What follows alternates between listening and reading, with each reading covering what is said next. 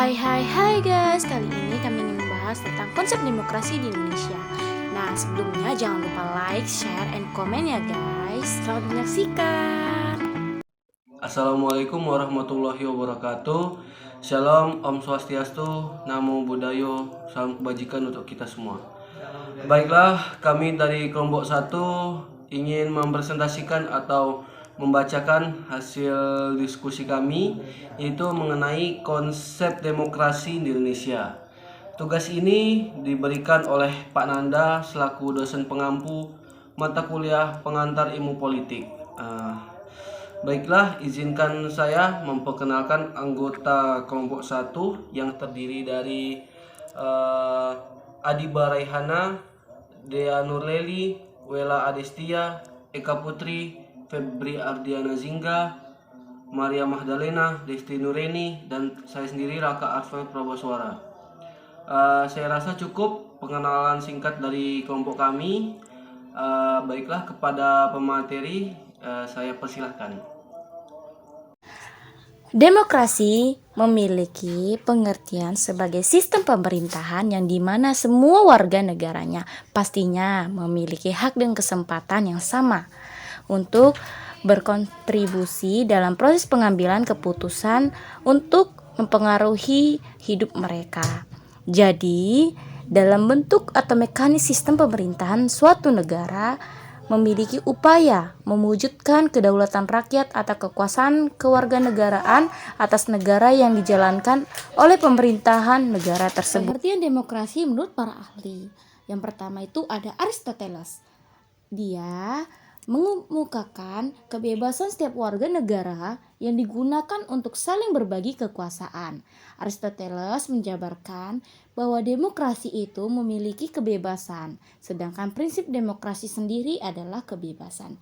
Dengan adanya kebebasan, menurut Aristoteles, setiap warga negara dapat saling berbagi kekuasaan di dalam negaranya sendiri. Yang kedua, Abraham Lincoln, yang dimana ia mengemukakan demokrasi sebagai sebuah hal yang didasari oleh rakyat, sehingga demokrasi memiliki pemerintahan yang bersifat atau yang berasal dari rakyat, oleh rakyat, untuk rakyat. Yang ketiga, menurut Karen Nembrook, yang mengemukakan bahwa demokrasi itu adalah pemerintahan yang diperintah oleh rakyat.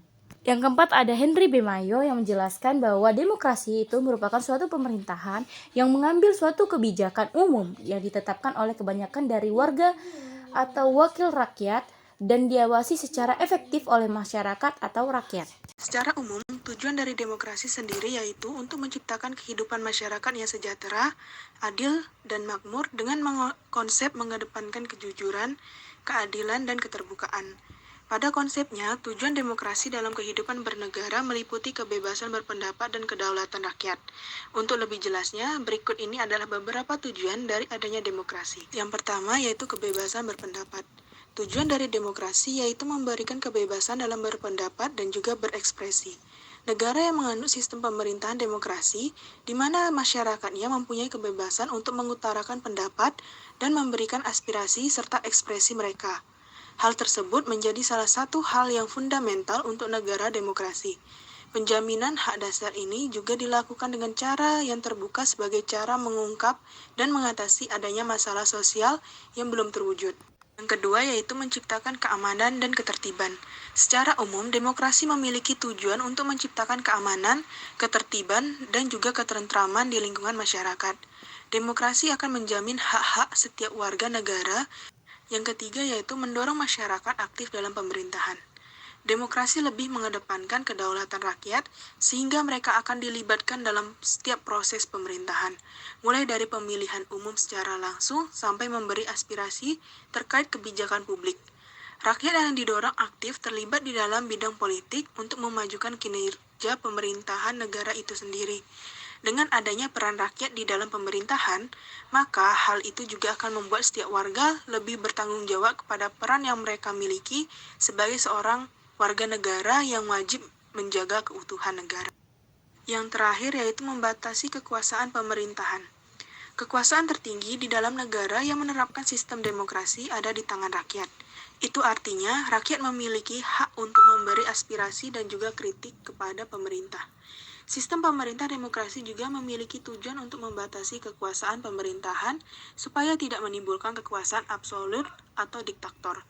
Dengan demokrasi diharapkan akan menciptakan pemerintahan yang bertanggung jawab, di mana pemerintahan hanya berfungsi sebagai wakil rakyat yang diberi tugas untuk merangkum semua kebutuhan rakyat.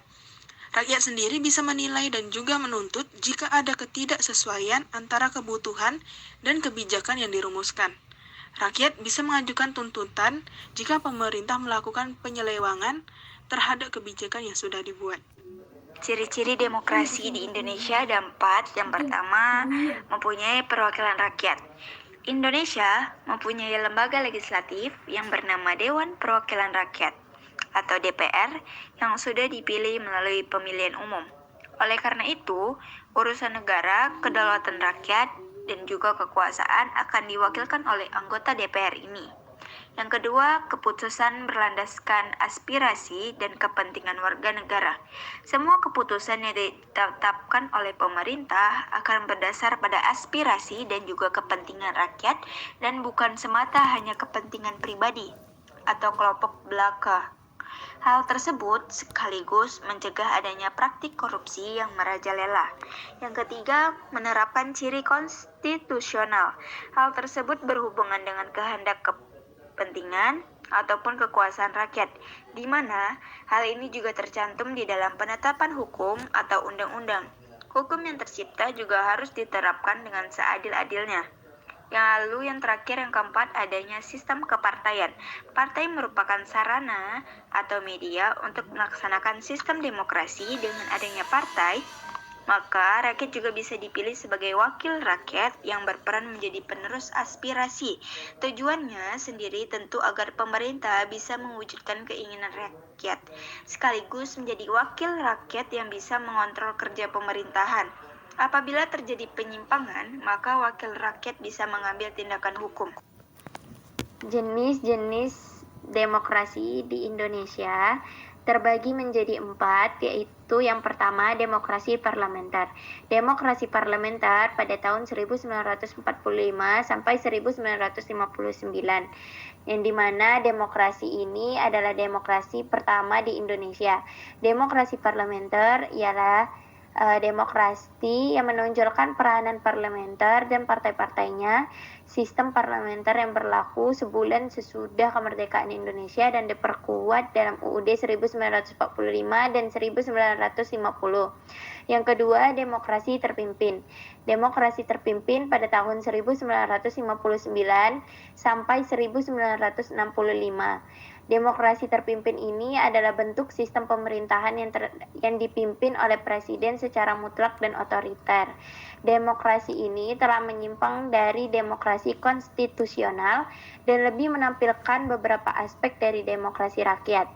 Menurut UUD 1945, seorang presiden memiliki kesempatan untuk bertahan sekurang-kurangnya 5 tahun, namun menurut ketetapan MPRS nomor 3 atau 1963 yang mengangkat Insinyur Soekarno sebagai presiden seumur hidup telah membatalkan pembatasan waktu tersebut.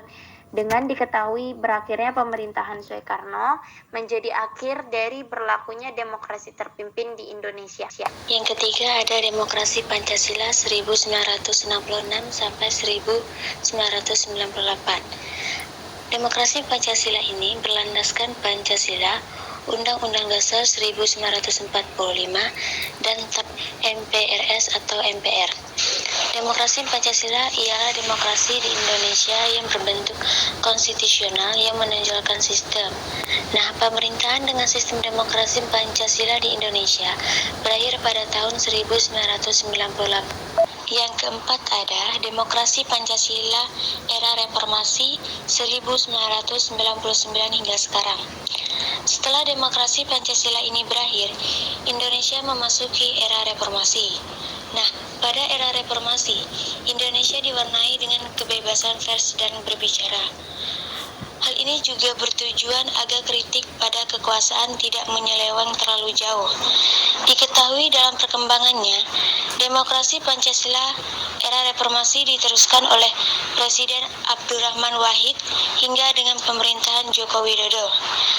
Itulah tentang jenis-jenis demokrasi di Indonesia dari tahun 1945 hingga sekarang.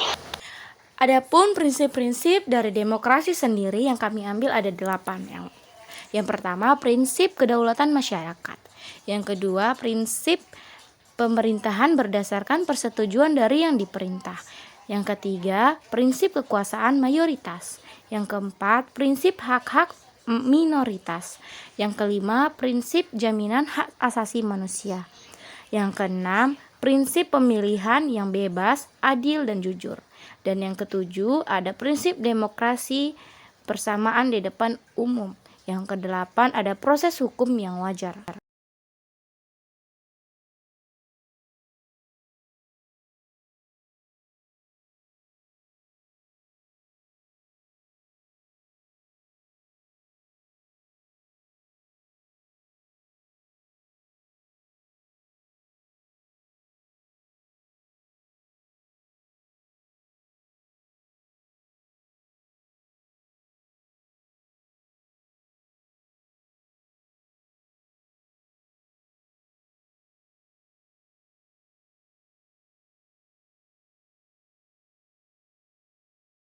Yang selanjutnya ada bentuk-bentuk demokrasi. Yang pertama ada demokrasi langsung.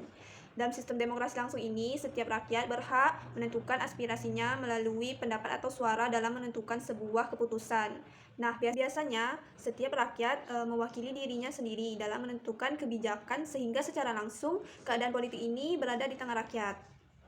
Yang kedua yaitu demokrasi perwakilan. Dalam sistem demokrasi perwakilan ini, seluruh rakyat memberikan pendapat melalui pemilihan umum dalam memilih wakil rakyat. Setelah terpilih, wakil rakyat tersebut mengutarakan aspirasi rakyatnya dalam mengatasi permasalahan negara.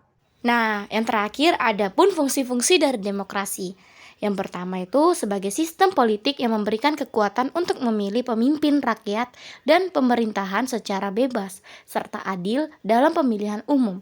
Yang kedua, memberikan kebebasan bagi individu sebagai warga negara untuk dapat aktif berpartisipasi di dalam politik dan sebagai warga negara.